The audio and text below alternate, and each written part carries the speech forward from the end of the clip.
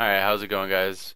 Our next match that we're going to go into is iBuyPower versus Cloud9, but I am going to skip over the Area 51 versus iBuyPower and Elevate versus Lunatic, just because I don't like betting on teams that are over 80% or close to it. Obviously, iBuyPower should take that game without a problem.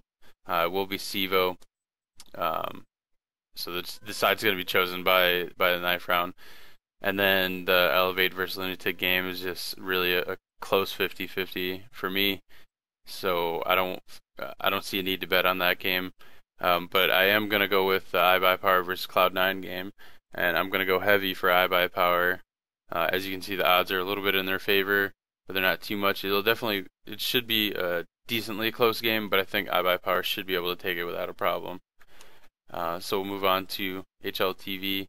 And as you can see, it's going to be best of one on Dust 2. It's going to be for SEVO, like I said. And then the lineups here, pretty much all the players are important for either team. Hiko and Steel and Skadoodle are probably pretty much the highlights there. They've got Hiko highlighted.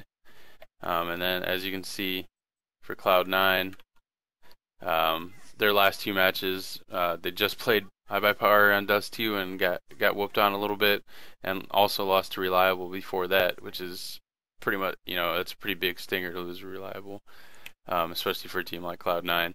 And then iBuyPower beating Lunatic, Cloud9 before them, and they've just been on a roll for a while now, since their upsets that they did have not too long ago.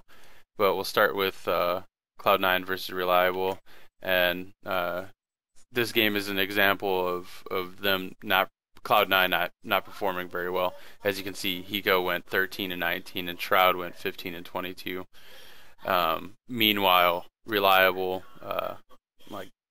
surprised everybody and was able to do work on them on Mirage, which shouldn't be a map that Cloud9 should be losing very easily. But I think looking at their maps earlier, it was one of their weaker maps. And then iBuyPower's other match besides the one with Cloud9 was against Lunatic. Of course, iBuyPower won it, and you can see Steel did very well, along with Dazed, AZK, Skadoodle. They all did very well. Swag didn't do very good, but they were obviously able to take the win. They didn't give Lunatic very much the entire game. And then iBuyPower versus Cloud9's previous match was also on Dust 2. This was for ESEA. iBuyPower was the home team, so they got to choose sides. But as you can see, they absolutely outperformed Cloud9 without a question. It wasn't even a close game, really. It was 16-7. So, that's.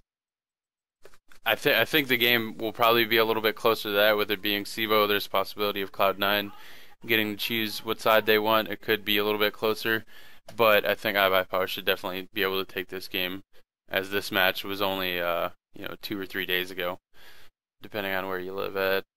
And then as you can see, I've got just the CS:GO bet predictor pulled up, and we got iBuyPower versus Cloud9, 66% in favor of iBuyPower.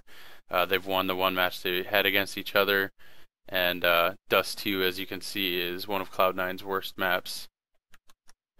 So just to go into more detail into that, as you can see, when iBuyPower plays Dust 2 against any team, they have 75% win rate, and there's 78% CT side and 73% T side, so they're very strong on both sides of the map.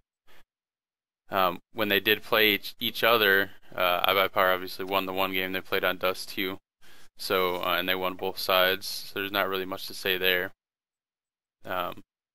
Obviously, that was the last game that we just talked about.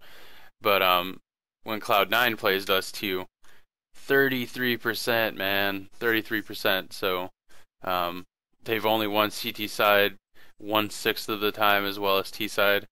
So like I said, that doesn't look very good for them. So just to finish it up, we've got their KDs here, as I usually put out, and as you can see, between Hiko and AZK or Semphis, they're all, within point 0.2 of each other. There's not a huge difference there, except that more of iBuyPower's team is higher up. But as I said, that just kind of reflects what I'm thinking about this game. I definitely think iBuyPower will take it. And I think these odds are perfectly fine for where that's at. And as you can see, I'll just show you my bet here. I went with pretty high on iBuyPower. Like I said, the odds are pretty good for getting a decent return back on it. And I think that they're definitely going to take this game. It should be a close game, but I don't think there's any reason why iBuyPower should lose it. So as always, thanks for taking a view at my videos, and I hope you guys have fun winning some skins. Always come up with your own determination as to who you think is going to win. But thanks for viewing. See you later.